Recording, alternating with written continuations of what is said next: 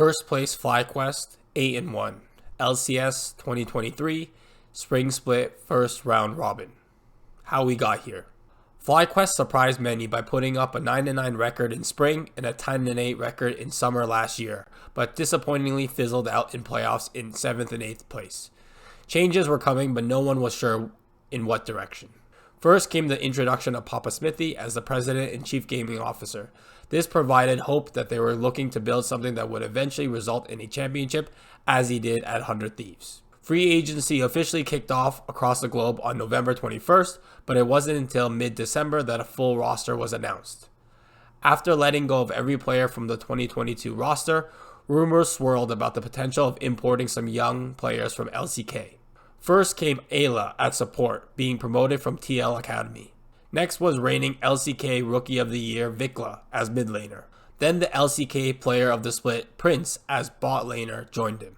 With 2 import slots filled, NA resident and former world champion Impact joined as top laner from Evil Geniuses. And to round out the team, former LCS MVP Spica joined as a jungler from TSM. And to top it all off, coming off a world championship, Ssong joined as head coach from DRX.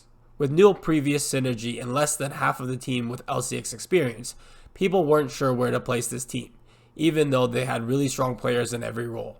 To add to this, before week 1, it was announced that Elya would not be starting due to visa issues and Winsome would be stepping in. In the season opener against Team Liquid, things started off slow with the first blood coming in at 13 minutes, but things shifted into FlyQuest's favor when they got Dragon and Baron uncontested at 22 minutes and they never looked back.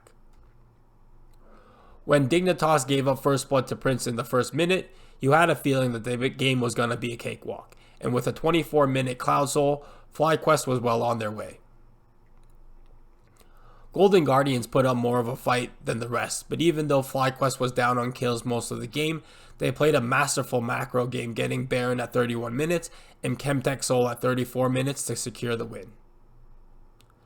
Cloud9 came in undefeated at 3-0, but Spica brought out the surprising Amumu and pick in jungle and started the game off with a bang.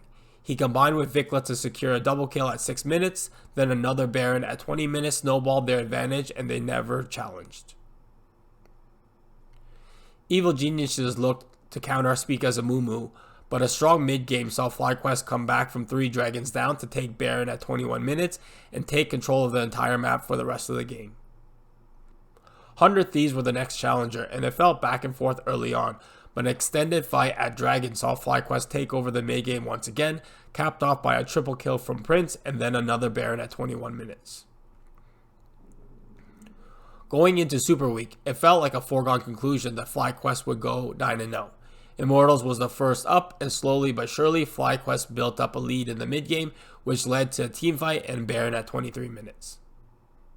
Next up was TSM, who drafted solo a Cho'Gath in top lane, looking to counter FlyQuest's late game comp.